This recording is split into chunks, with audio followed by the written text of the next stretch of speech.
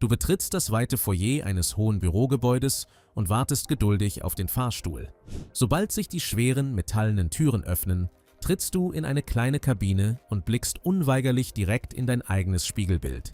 Die meisten Menschen nutzen diesen kurzen Moment schlichtweg dafür, um rasch ihre Frisur zu richten oder den Sitz ihrer Kleidung zu überprüfen. Man geht instinktiv davon aus, dass die Architekten diese spiegelnden Flächen aus reiner Eitelkeit oder als freundlichen Service für die Fahrgäste installiert haben.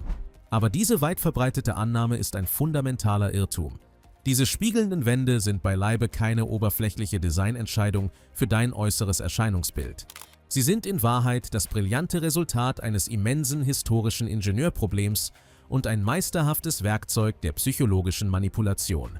Willkommen beim Kern der Dinge. Wir analysieren heute, warum die unbarmherzige Physik früherer Elektromotoren die menschliche Psyche an ihre Grenzen brachte. Wir klären, wie ein simples Stück Glas unsere tief verwurzelte Platzangst austrickst und warum dieser Spiegel für Menschen im Rollstuhl eine unerlässliche Navigationshilfe darstellt. Wenn du die verborgene, clevere Architektur hinter den unscheinbarsten Alltagsgegenständen verstehen willst, dann abonniere jetzt diesen Kanal. Nach dem beispiellosen wirtschaftlichen Aufschwung in den späten 1940er Jahren schossen die Wolkenkratzer in den amerikanischen Metropolen unaufhaltsam in die Höhe. Die boomenden Städte wuchsen nicht mehr in die Breite, sondern strebten als architektonische Meisterwerke steil in den Himmel. Mit diesem rasanten vertikalen Wachstum entstand jedoch ein signifikantes logistisches Problem im Herzen dieser neuen Gebäude. Die zahlreichen Angestellten mussten jeden Morgen viele Stockwerke überwinden, aber die frühen elektrischen Aufzüge waren bemerkenswert langsam. Die Menschen verbrachten täglich unzählige quälende Minuten eingepfercht in diesen kleinen Stahlboxen, während sie auf ihr jeweiliges Stockwerk warteten. Der Aufzug wurde zum unberechenbaren Flaschenhals der modernen Geschäftswelt. Es dauerte nicht lange, bis eine wahre Flut an wütenden Beschwerden bei den Managern und Besitzern der großen Hochhäuser einging.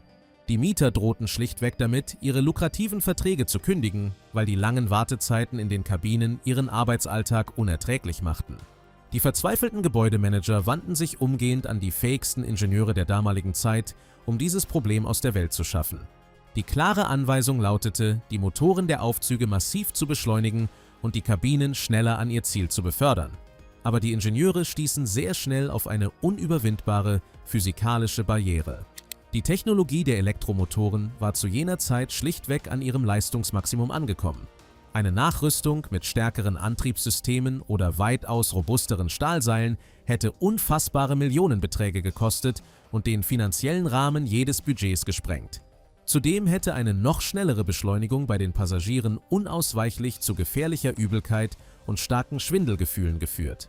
Das mechanische Problem war unter den damaligen Bedingungen schlichtweg unlösbar, weshalb ein grundlegend neuer, unkonventioneller Denkansatz erforderlich wurde. Anstatt sich weiter auf die unnachgiebige Mechanik der Motoren zu konzentrieren, richteten die Planer ihren Blick auf die menschliche Psyche. Sie zogen erfahrene Psychologen zu Rate, um das wahre Wesen dieser wütenden Beschwerden zu ergründen. Die Experten stellten eine fundamentale Tatsache fest, die unser menschliches Zeitgefühl bis heute maßgeblich bestimmt. Die Passagiere ärgerten sich beileibe nicht über die tatsächliche, messbare Zeit der Fahrt, sondern über die subjektiv gefühlte Wartezeit. Die Wissenschaft nennt dieses Phänomen die unbeschäftigte Zeit. Wenn ein Mensch isoliert in einem fensterlosen Raum steht und buchstäblich nichts zu tun hat, streckt das menschliche Gehirn die wahrgenommene Zeit unbarmherzig in die Länge.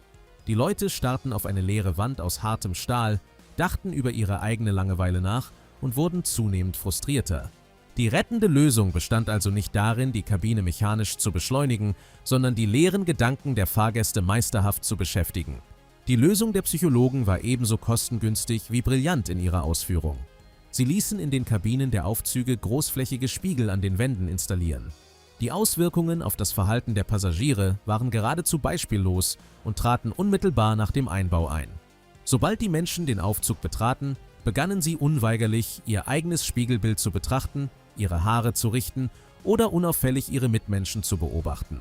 Das menschliche Gehirn ist schlichtweg nicht in der Lage, sich intensiv auf sich selbst zu konzentrieren und gleichzeitig das zermürbende Gefühl der Langeweile aufrechtzuerhalten.